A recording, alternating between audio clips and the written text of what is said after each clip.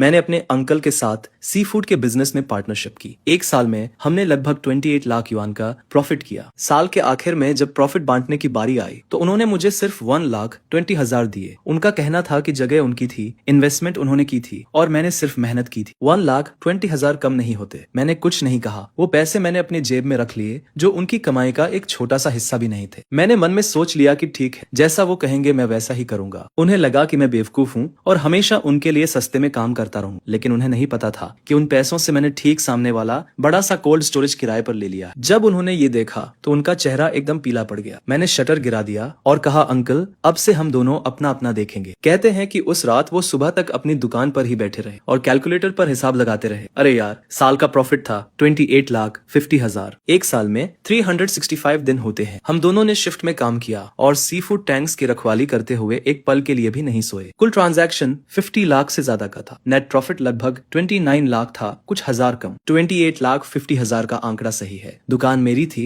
Investment मैंने की थी और बड़े होटल्स के साथ रिलेशनशिप भी मैंने ही संभाली थी। उन्होंने सिर्फ मेहनत की थी। उन्होंने मेरी तरफ देखा और फिर बोले, मुझे ऐसे मत देखो। अगर मैं किसी और हेल्पर को रखता तो ज्यादा से ज्यादा 10,000 युआन महीना देता। साथ ही मुझे उसके खाने, रहने और सोशल सिक्योरिटी का भी ध्यान रखना पड़ता। ये 1,20,000 तुम्हारी बचत है, ये कम नहीं है। वेयर एंड टेयर, डिप्रिशिएशन और कलेक्शन मैनेजमेंट को मिलाकर मैंने तो पूरे साल उन पुरानी रेफ्रिजरेशन मशीन्स को रिपेयर करने में ही 30,000 से ज्यादा खर्च कर दिए। वो सही कह रहे थे। दुकान और इन्वेस्टमेंट उनकी थी, लेकिन उन 27,30,000 में से कितने मेरी मेहनत और खून पसीने से कमाए गए थे, उन्होंने कभी ये हिसाब नहीं लगाया। मैंने कहा, ठीक है, जैसा आप कहेंगे मैं वैसा ही करूं। फिर उन्होंने कहा, चलो अब ज्यादा मत सोचो। नए साल के पहले दिन अच्छी क्वालिटी की लॉबस्टर का एक कंसाइनमेंट पोर्ट पर कम प्राइस में आएगा, वहां जल्दी पहुंच जाना। मैं घर नहीं गया। मेरे पास वो 1,20,000 युआन थे। मुझे डर था कि मेरी माँ मुझसे पूछेंगी कि मैंने अपने अंकल के साथ इस साल कितना कमाया और हमने प्रॉफिट कैसे बांटा। मेरे पास कोई जवाब नहीं था। पार्टनरशिप शुरू करते वक्त उन्होंने मुझसे कहा था, अरे हम तो फैमिली है। उसने मुझसे कहा था, हम मुनाफा बराबर बांटेंगे। जहां मैं खाऊंगा तुम भी खाओगे। न्यू ईयर से पहले उसने कहा था कि हम बराबर बांटेंगे। न्यू ईयर के बाद वो कहने लगा कि मेहनत तो सिर्फ मैंने की है। मैंने उस आंकड़े को बहुत देर तक देखा। क्या मेरी सारी मेहनत बस इतनी ही थी? क्या उसने ये नहीं कहा था कि वो पोजीशन उसकी है? तो ठीक है, अब मेरी अपनी होगी। मैंने मार्केट के लीजिंग सुपरवाइजर को सामने वाले 500 स्क्वायर मीटर के बड़े से रेफ्रिजरेटर के बारे में कॉल किया। रेंट और डिपॉजिट मिलाकर सिर्फ 1,20,000 थे। नीचे के सारे छोटे कस्टमर्स को तो मैं पहले से ही जानता था। मैं 3 दिन में कॉन्ट्रैक्ट साइन करके न्यू ईयर से पहले ओपनिंग कर सकता था। उसी रात मैंने सुपरवाइजर के टेबल पर पैसे रख दिए। हमने उसी रात कॉन्ट्रैक्ट साइन किया और मेरे हाथ में उस रेफ्रिजरेटर की चाबियां आ गई। मुझे पता चल गया कि अब मेरी डेस्टिनी किसी और के हाथ में नहीं है। न्यू ईयर के पहले दिन सुबह 4 o'clock बजे डॉक पर बर्फीली हवा चल रही थी। मैं हमेशा से 2 घंटे पहले पहुंच गया। जब शिप का कैप्टन आया तो मैं उसके पास गया। ओल्ड जान, मुझे लॉबस्टर का पूरा लॉट चाहिए, कैश पेमेंट अभी के अभी। कैप्टन हैरान रह गया। अरे तुम्हारे अंकल ने तुम्हें बताया नहीं?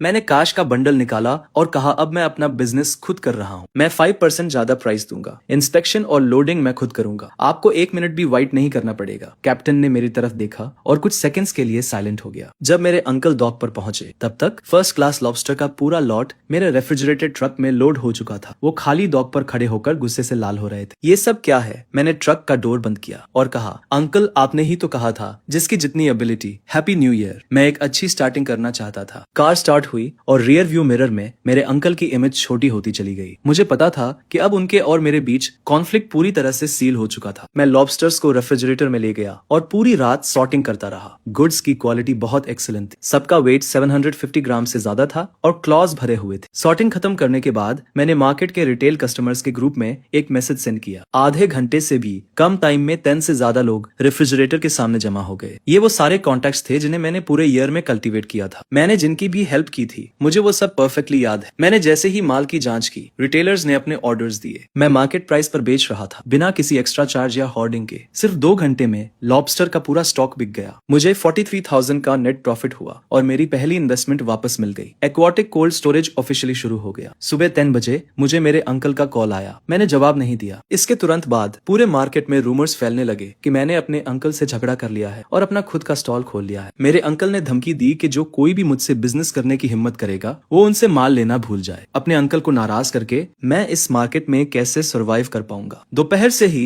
रिटेलर्स ने अपने ऑर्डर्स कैंसिल करने के लिए कॉल्स करना शुरू कर दिया। सब अर्जेंट टोन में बात कर रहे थे। कह रहे थे कि उनके घर में कुछ प्रॉब्लम है और वे फिलहाल माल नहीं खरीदेंगे। मैं समझ गया कि क्या हो रहा है। मैंने और कुछ नहीं नहीं कहा और पूरी डिपॉजिट वापस कर दी। दोपहर 3 बजे मेरे अंकल मार्केट के कुछ पुराने स्टॉल ओनर्स के साथ आए और मेरे कोल्ड स्टोरेज का एंट्रेंस ब्लॉक कर दिया। उंगली दिखाते हुए उन्होंने मुझे एहसान फरामोश कहा। उन्होंने कहा कि उन्होंने मुझे गांव से निकाला, मुझे बिजनेस करना सिखाया और मैं उन्हें गलत तरीके से पे कर रहा हूँ। लोग हमें घेरने लगे, सब ड्रामा देखने को बेताब थे। मैंने उनसे 1,20,000 युआन के बारे में बहस नहीं की। मैंने बस उनसे कामली पूछा कि वो क्या चाहते हैं। अंकल कुछ देर के लिए चुप हो गए, लेकिन आखिरकार धमकी दी कि मार्केट के शिप्स के कैप्टन और बड़े कस्टमर्स मुझसे डील करने की हिम्मत नहीं करेंगे। उन्होंने कहा कि मैं बंद होने का इंतजार करूं। वो मुड़े और चले गए। दूसरे ओनर्स भी उनके पीछे चले गए और धीरे धीरे भीड़ छट गई। फुसफुसाहटें जारी रही। मैं कोल्ड स्टोरेज के सामने खड़ा होकर उनकी पीठ को देखता रहा, बिना किसी रिएक्शन के। मैं 1 साल से इस मार्केट में स्ट्रगल कर रहा। कौन सा शिप कब डॉक करता है, किस रिटेलर को किस माल की जरूरत है, मुझे सबसे बेहतर पता है। मेरे अंकल को लगता है कि उन्होंने मेरी लाइफ कंट्रोल कर ली है, लेकिन उन्हें नहीं पता कि ट्रू रिलेशंस मेहनत से कमाए जाते हैं, वो थ्रेट से नहीं टिकते। उस रात मैंने अपना साइन बोर्ड टांग दिया, थोक एजी जलीय उत्पाद। 5 बड़े अक्षर सीधे मेरे अंकल के स्टॉल की ओर देख रहे थे। रात की रोशनी में चमकते हुए मैंने मार्केट के एंट्रेंस पर एक नोटिस भी चिपका दिया, जिसमें एक ऑपरेटर की भर्ती की जा रही थी। मुझे महीने के 12,000 का सैलरी मिलता है, जिसमें खाना, रहना और सोशल सिक्योरिटी भी शामिल है। अगर काम अच्छा रहे तो साल के अंत में बोनस भी है। अगली सुबह शाओलिन नाम का एक लड़का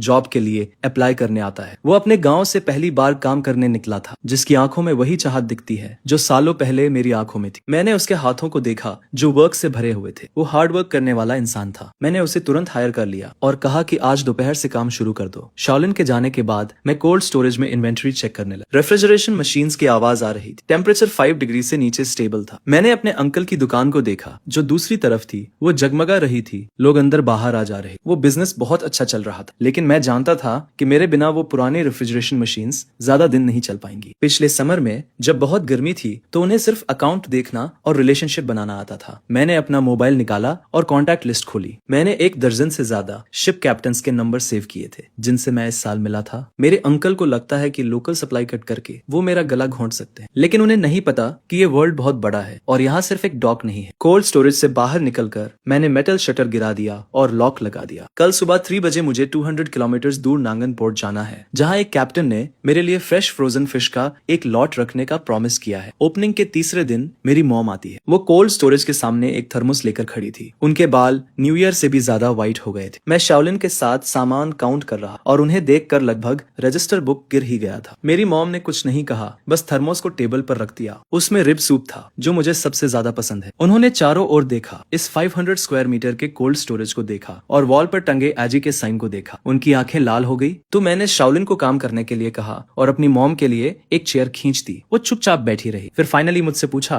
कि क्या ये सच है कि मेरा झगड़ा मेरे अंकल से हुआ है। मैंने हाँ में सिर हिलाया। इसके थोड़ी देर बाद मेरी मॉम साइक करते हुए कहती है कि कल अंकल घर आए थे। वो मेरे सामने 2 घंटे तक रोए और कहने लगे कि मैं कितना अनथॉकफुल हूँ। कहानी कुछ ऐसी शुरू होती है कि 1 साल तक मेरे साथ कड़ी मेहनत करने के बाद आखिर में मैंने उससे बिजनेस छीन लिया और उसका सारा माल ब्लॉक कर दिया। वो सबको कह रहा था कि मैं उसे बर्बाद कर रहा हूँ, जिस पर मेरी माँ मुझसे कहती है, तेरे चाचा ने मुझे तुझे समझाने के लिए कहा है कि तू कोल्ड स्टोरेज वापस उसे दे दे और उसके साथ काम करना शुरू कर दे। वो तुझे बोनस भी देगा, साल के 2 लाख देगा। ये सब सुनकर मैं कुछ नहीं कहता, बस दराज से एक फाइल निकालकर अपनी माँ को दे देता हूँ। उस फाइल में पूरे साल के मेरे काम का रिकॉर्ड था। हर खरीदारी का बिल, हर मरम्मत का बिल, हर कॉल रिकॉर्ड और फ्रिज के रख रखाव का रिकॉर्ड भी था। मैंने लाल पेन से कुछ जरूरी बातें मार्क की थी, जैसे पिछले साल जुलाई में यूनिट 3 का कंप्रेसर खराब हो गया था। तब मैं 36 घंटे लगातार उसे ठीक करता रहा और मेरा चाचा एसी वाले कमरे में बैठकर ताश खेल रहा था। फिर सितंबर में एक रेस्टोरेंट पर 1.5 लाख बाकी थे। मैं उन्हें वसूल करने के लिए आधे महीने तक भागता रहा। मेरे चाचा ने कहा कि ये तो मेरा काम है। नवंबर में सुबह 2 बजे माल आया। मैंने अकेले ही 3 टन सी फूड उतारा, जिस वजह से मेरी पीठ में 1 महीने के लिए चोट लग गई और मेरे चाचा अगले दिन सिर्फ हिसाब करने आए। मेरी माँ वो सारे रिसीट देख रही थी और उनके हाथ कांपने लगे। मैंने उनसे कहा कि साल के 365 दिनों में से मेरे चाचा के साथ बारी बारी से काम करने के बाद भी असल में 80% काम तो मैं ही करता था। कुल मिलाकर 50 लाख से ज्यादा का टर्नओवर हुआ और 28.5 लाख का नेट प्रॉफिट हुआ। मेरे चाचा ने मुझे 1.2 लाख दिए और कहा कि मैंने सिर्फ मेहनत की है। मेरी माँ की आंखों में आंसू आ गए। उन्होंने फाइल बंद की, उठी और बिना कुछ कहे मुड़कर चली गई। मुझे पता था कि वो कहाँ जा रही है। शाम को 4 बजे मार्केट में चीख पुकार मच गई। मेरी माँ मेरे चाचा की दुकान के सामने खड़ी होकर चिल्ला रही थी और सबके सामने उससे पूछ रही थी कि उसने 1 साल में वहाँ कितना काम किया है और वो 1.2 लाख कैसे दिए गए। मेरे चाचा के पास कोई जवाब नहीं था। वो शुक्रगुजार होना जानता ही नहीं था। दुकान मेरी थी, कैपिटल मेरा था, वो इतना सब कुछ क्यों चाहता था। मेरी माँ ये सुनकर हंस पड़ी और बोली कि जब उसने ये दुकान खोली थी तो 50,000 का शुरुआती कैपिटल उन्होंने ही दिया था। क्या वो ये कर्ज भूल गया? उसने तेरे साथ 1 साल काम किया और तूने उसे ढंग की सैलरी भी नहीं दी। तुझे जरा भी शर्म नहीं आई उसे साल के आखिर में सिर्फ 1.2 लाख देते हुए? मेरे चाचा का चेहरा गुस्से से लाल हो गया। मैं कुछ कहना चाहता था पर मुझसे एक शब्द भी नहीं निकला, जिस पर मेरी माँ मुड़ी और चली गई। मेरे कोल्ड स्टोरेज के दरवाजे से गुजरते हुए वो रुकी, मेरी तरफ देखा और उसकी आंखों में कोई शिकायत नहीं थी, सिर्फ दर्द और एक्सेप्टेंस था। वो सिर्फ 4 वर्ड्स बोली, इसे ठीक से करना। उस रात मैंने अपनी माँ को देखा कि कैसे वो मछलियों को छांटती है, कैसे सी फूड की फ्रेशनेस को जज करती है। वो बहुत सीरियसली सीख रही थी, नोट्स ले रही थी और सवाल पूछ रही थी। उसे देखकर मुझे 1 साल पहले का मैं याद आ गया। उस वक्त मैं भी ऐसा ही था। मुझे लगता था कि अगर मैं तकलीफ उठाने को तैयार हूँ तो मेरे अंकल मेरे साथ ईमानदारी से पेश आएंगे। अब मुझे समझ में आया है कि इस दुनिया में सिर्फ अपनी पोजीशन ही सबसे रिलायबल होती है। रात के 11 बजे मेरे अंकल की दुकान जो ठीक सामने थी अब भी खुली थी। मैंने ग्लास से देखा कि वो अकेले बैठे हुए हिसाब की किताब देख रहे थे और उनके पास रखा रेफ्रिजरेटर अजीब सी आवाज कर रहा था और स्क्रीन पर टेम्परेचर अनस्टेबल दिख रहा था। मैंने अपनी नजरें हटा ली और वेयरहाउस का डोर बंद कर दिया। कल एक अर्जेंट ऑर्डर है, मैं फेल नहीं हो सकता। दुकान खुलने के 5वें दिन मेरी सप्लाई काट दी गई। सुबह 4 बजे मैं हमेशा की तरह सामान लेने घाट पर गया। ओल्ड जान की नाव पहले ही आ चुकी थी, लेकिन मुझे देखकर उसने सिर हिला दिया। उसने मुझसे कहा, मुझे माफ करना, आज का सारा माल तुम्हारे अंकल ने बुक कर लिया है। प्राइस मार्केट से 20% ज्यादा है। मैं शॉक्ड रह गया। मैं दूसरे कैप्टन्स को ढूंढने के लिए मुड़ा, पर सबको पूछने के बाद जवाब वही था। मेरे अंकल ने मार्केट और दूसरे बड़े दुकानों के साथ मिलकर सारे लोकल सप्लाईज को मार्केट प्राइस से 20% ज्यादा प्राइस पर खरीद लिया था। मैं खाली घाट पर खड़ा रहा, सी फूड की नावों को जाते हुए देख रहा था और मेरे हाथ में सिगरेट जलकर खत्म हो गई। जब मैं वेयरहाउस वापस आया तो शाओलिन मेरा इंतजार कर रही थी। मुझे खाली हाथ देखकर उसके चेहरे पर चिंता दिख रही थी। मैंने उससे ज्यादा कुछ नहीं कहा, बस उसे आराम करने के लिए कहा। मैं ऑफिस में अकेला बैठ गया और अपनी कॉन्टैक्ट लिस्ट देखने लगा। अगर लोकल सप्लाई ब्लॉक हो गई है तो मैं बाहर से लाऊंगा। मुझे याद आया कि 2 महीने पहले जब मैं नए साउथ पियर पर सामान ट्रांसपोर्ट कर रहा था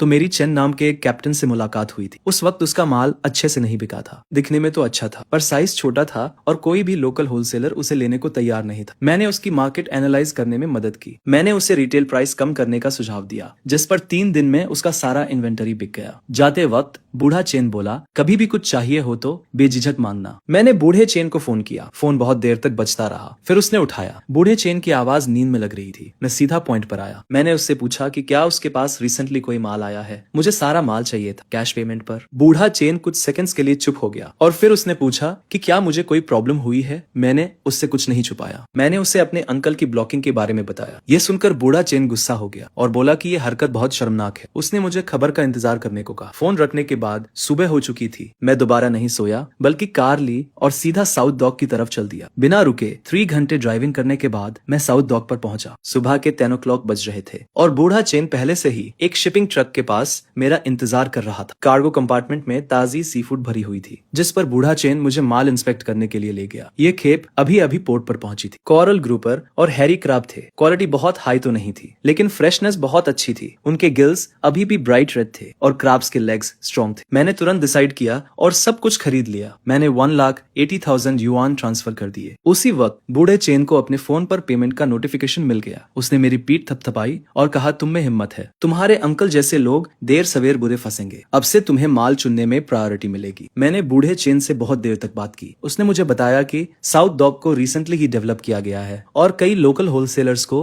अभी तक इस रूट के बारे में पता नहीं। यहाँ सप्लाई स्टेबल है और प्राइसेस नॉर्थ से 10% कम है। इसके अलावा शिप्स के कैप्टन्स ईमानदार और स्ट्रेट फॉरवर्ड लोग हैं। मुझे और भी कॉन्फिडेंस हुआ। मेरे अंकल को लगा कि लोकल डॉकों को कंट्रोल करके वो मुझे घुटने टेकने पर मजबूर कर देंगे, लेकिन उन्हें नहीं पता कि ये समुद्र बहुत बड़ा है। यहाँ 1 से ज्यादा डॉक्स हैं। मैं ट्रक भरकर वापस मार्केट पहुंचा और शाओलिन पहले से ही कोल्ड स्टोरेज के डोर पर मेरा वेट कर रहा था। जैसे ही मैंने ट्रक देखा मेरी आंखें चमक उठी। हम लोगों ने पूरी रात माल उतारा। फिर हमने कोरल ग्रोपर और हैरी क्रैब के लॉट को छाटा और तौला। हालांकि वो फर्स्ट क्लास नहीं थे, लेकिन उनकी ताजगी बहुत अच्छी थी और मार्केट प्राइस से 5% कम थे। मैंने तुरंत अपने कुछ पुराने कस्टमर्स को कॉल किया। उन्हें माल की जरूरत थी और उन्होंने वहीं पर ऑर्डर्स दे दी। उसी रात 10 बजे तक आधा से ज्यादा माल बिक चुका था, जिससे मुझे 1,50,000 युआन मिले। अगली सुबह मैं फिर से साउथ पियर पर गया। इस बार ओल्ड चेन ने मुझे 2 और कैप्टन से मिलवाया जो ओपन सी में और भी ज्यादा स्टेडी सप्लाई के साथ ऑपरेट करते थे। मैंने उनके साथ कोलैबोरेशन करने का इंटेंशन डिस्कस किया और प्रॉमिस किया कि जब तक क्वालिटी अच्छी रहेगी मैं सब कुछ कैश में पे करूंगा, कोई डिले नहीं होगा। ये सुनकर तीनों कैप्टन ने थोड़ी देर तक आपस में बात की और फाइनली मान गए। उनमें से एक, जिसका सुरनेम वोंग था, उसने कहा,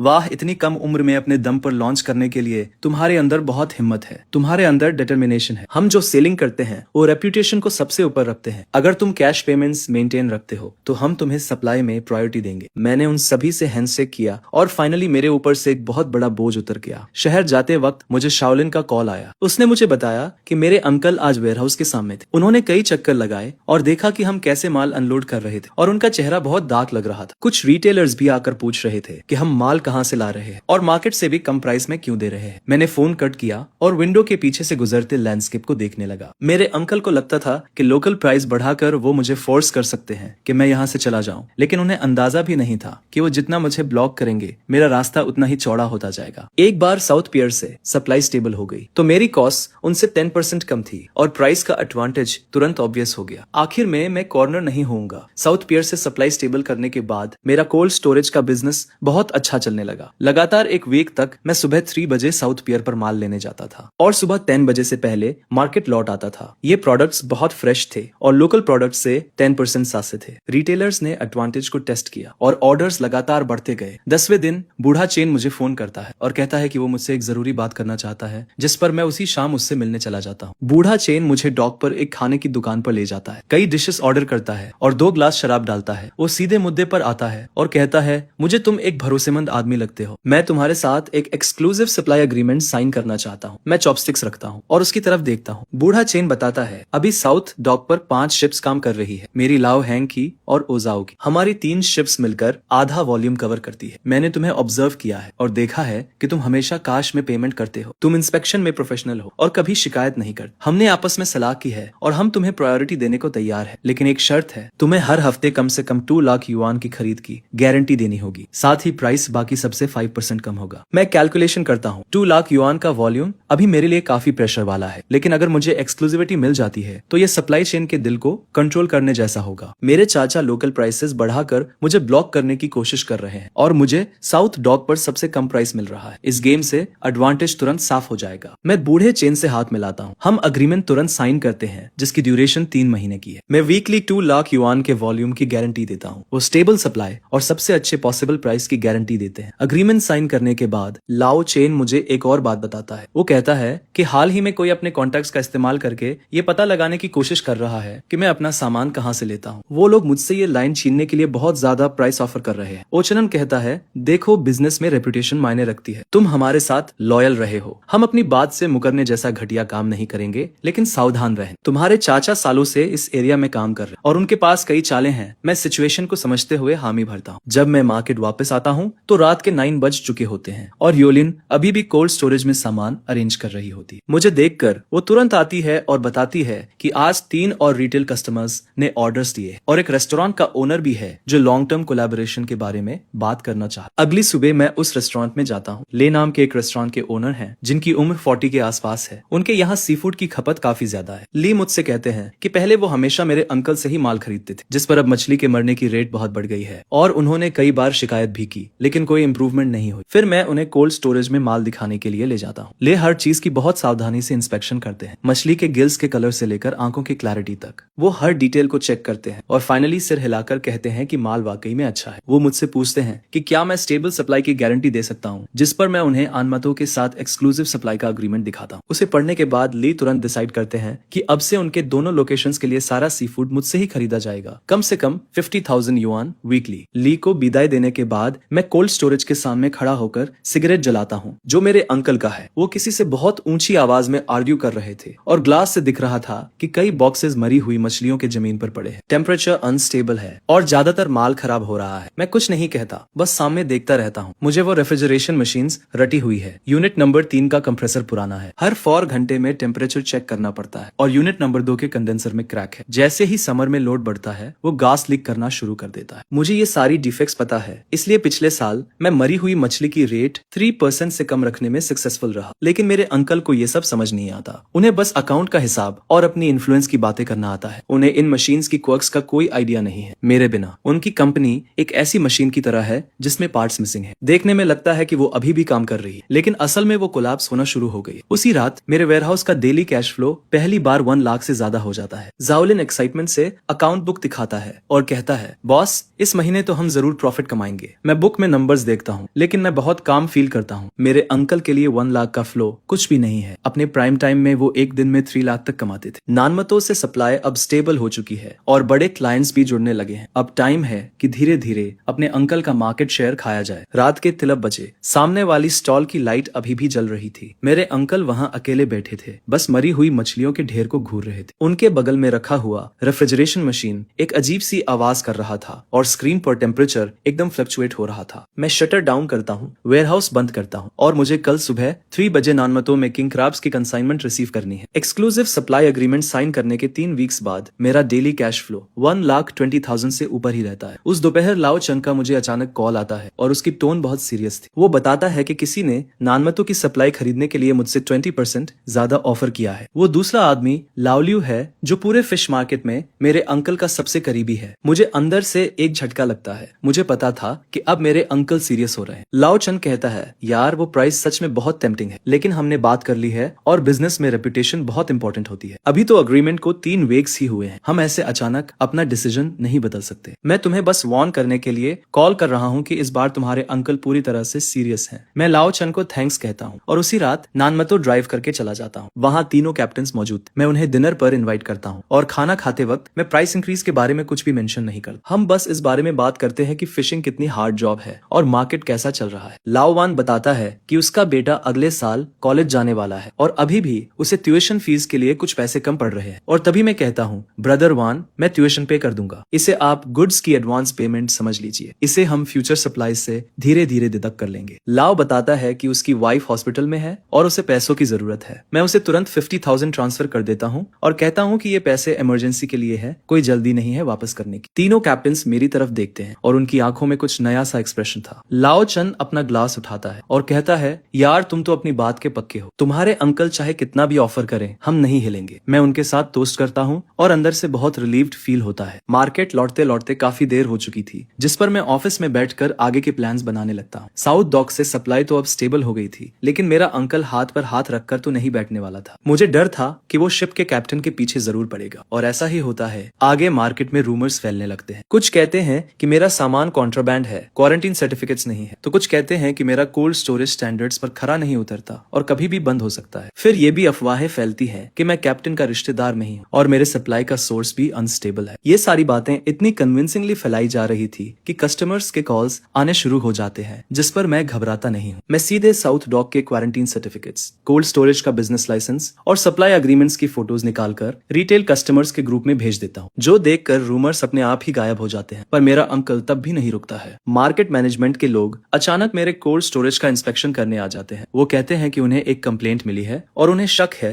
कि रेफ्रिजरेशन इक्विपमेंट स्टैंडर्ड्स के हिसाब से नहीं है, इसलिए वो इंस्पेक्शन के लिए ऑपरेशंस बंद करने की डिमांड करते हैं। आगे मैं कोल्ड स्टोरेज खोलने से पहले ही प्रिपेयर्ड था। सारे इक्विपमेंट हाईएस्ट स्टैंडर्ड्स के हिसाब से सेट किए गए थे, चाहे वो क्वारंटीन हो, फायर सेफ्टी हो या एनवायरमेंटल प्रोटेक्शन हो। सारे सर्टिफिकेट्स ऑर्डर में थे। इंस्पेक्टर 2 घंटे तक चेक करता है, पर उसे कोई गलती नहीं मिलती और आखिर में वो खाली हाथ चला जाता है। उसे विदाई करने के बाद शाओलिन धीरे से कहती है, बॉस किसी ने देखा कि आपके अंकल ने ही एडमिनिस्ट्रेशन में कंप्लेंट की थी। मैं सिर हिलाता हूँ। मुझे तो पहले से ही इन टैक्टिक्स का अंदाजा था। उस शाम मेरे कोल्ड स्टोरेज का डेली फ्लो 1,50,000 से ऊपर चला जाता है, जो मेरे अंकल के बिजनेस को ऑफिशियली पीछे छोड़ देता है और ये खबर पूरे मार्केट में तेजी से फैल जाती है। हर कोई कमेंट करता है कि मैं सच में जीत गया। शाम होते होते मेरे अंकल के स्टॉल के सामने क्रेडिटर्स का एक ग्रुप इकट्ठा हो जाता है, जो उनसे पेमेंट की डिमांड कर रहे थे। इस दौरान मेरी सप्लाई को ब्लॉक करने के लिए मेरे अंकल ने लोकल डॉक पर ऊंचे दामों पर माल जमा करना शुरू कर दिया और कॉस्ट बढ़ाने के लिए दूसरे स्टॉल्स के साथ मिल गया, जिससे उसकी कैपिटल चेन टाइट होने लगती है। मछलियों की मोर्टेलिटी रेट हाई बनी रहती है और वो बहुत सारे कस्टमर्स खो देता है। हालात और भी मुश्किल होते जा रहे थे। शाओलिन ने मुझसे कहा, आज फिर तुम्हारे अंकल की कूलिंग मशीन नंबर 3 खराब हो गई। एक पूरा क्राट किंग क्रैब्स मर गए। कम से कम 80,000 का नुकसान हुआ है। मुझे वो कूलिंग मशीन नंबर 3 अच्छी तरह से याद है। पिछली गर्मियों में जब वो पहली बार खराब हुई थी, मैं लगातार 36 घंटे जगा रहा था उसे ठीक करने के लिए। उसका हर एक पार्ट, उसकी हर सनक मुझे पता है, लेकिन अब वो मेरी जिम्मेदारी नहीं है। रात होते ही बॉस ने मुझे कॉल किया और कहा कि उसका एक दोस्त भी मुझसे सामान खरीदना चाहता है। वो शहर में एक और रेस्टोरेंट चेन का मालिक है। हर हफ्ते कम से कम 70,000 का ऑर्डर देगा। मैंने अगले दिन उससे मिलने के लिए हाँ कर दी। कॉल काटने के बाद मैं कोल्ड स्टोरेज के सामने खड़ा हो गया। सामने वाली स्टॉल की लाइट्स अभी भी जल रही थी। शीशे से मैं अपने अंकल को देख सकता था। वो वो वहाँ अकेले बैठे हुए थे, उनके सामने बिल्स का ढेर लगा हुआ था। ऐसा लग रहा था जैसे उनके बाल और भी ज्यादा सफेद हो गए। उनका फिगर अजीब तरह से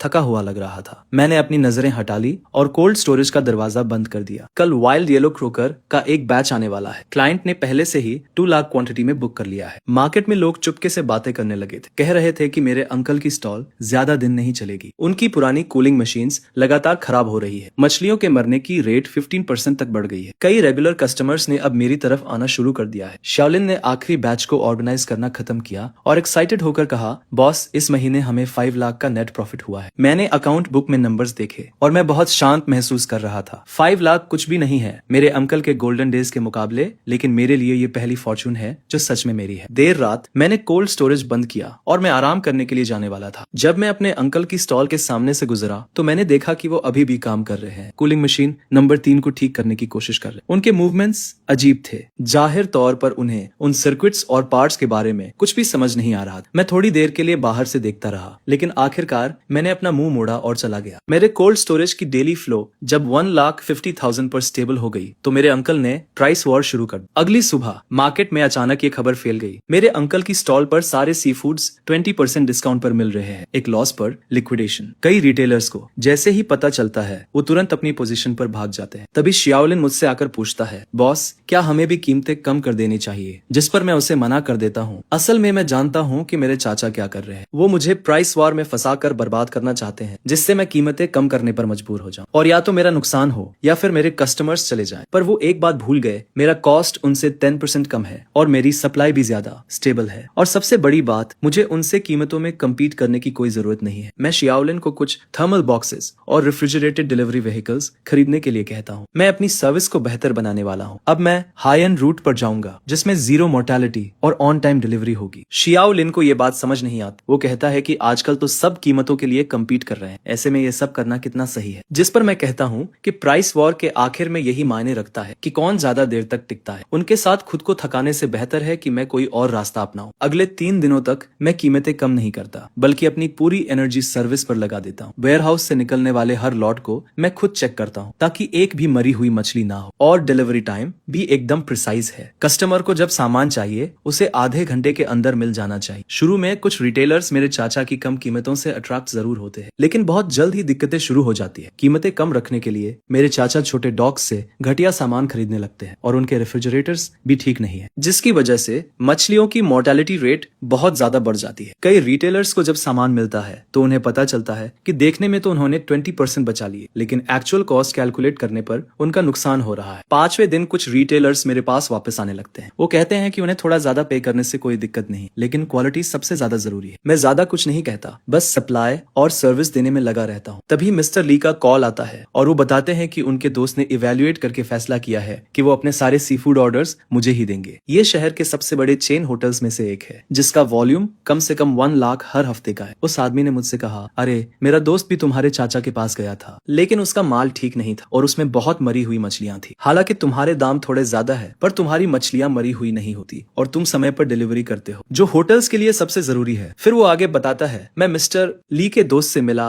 और हमने कोऑपरेशन एग्रीमेंट साइन किया। अगले हफ्ते से हर हफ्ते 1 लाख का ऑर्डर आएगा जो मेरे कोल्ड स्टोरेज से होकर जाएगा। एग्रीमेंट साइन करने के बाद मैं शाम को मार्केट लौटा तो देखता हूँ कि मेरे चाचा के स्टॉल के सामने रिटर्न्स के कई बॉक्सेस रखे हुए हैं, जिस पर कुछ रिटेलर्स उनसे बहस कर रहे थे। मेरे चाचा का चेहरा गुस्से से लाल था और उनकी आवाज भी भारी हो गई थी। शाओलिन ने मुझसे कहा, तुम्हारे चाचा को इन 2 दिनों में बहुत सारे रिटर्न्स आए हैं। ऐसा सुनने में आ रहा है कि उन्होंने सिर्फ कॉम्पेंसेशन में ही 1 लाख से ज्यादा दे दिए हैं। मैं अपने कोल्ड स्टोरेज के दरवाजे पर खड़ा होकर सामने का नजारा देख रहा था। मेरे चाचा की प्राइस वॉर 10 दिन भी नहीं चली और वो कोलैप्स होने लगे। उनकी वर्किंग कैपिटल पहले से ही टाइट थी और अब नुकसान में बेचने और रिटर्न्स के लिए कॉम्पेंसेशन देने की वजह से वो इसे संभाल नहीं पाए। सबसे बुरी बात तो ये हुई कि उन्होंने दाम कम करने के लिए जो सस्ता माल खरीदा उसने उनकी रेपुटेशन पूरी तरह से बर्बाद कर दी। बहुत से पुराने कस्टमर्स का उन पर से भरोसा उठ गया और वो मेरे पास आने लगे। उसी रात मेरे कोल्ड स्टोरेज का डेली फ्लो 2 लाख से ज्यादा हो गया और शाओलिन ने मुझे एक्साइटमेंट में अकाउंट बुक दिखाई जिसमें लिखा था कि इस महीने का नेट प्रॉफिट 8 लाख से ज्यादा होगा। मैंने बुक में नंबर्स देखे और मुझे बहुत सुकून मिला।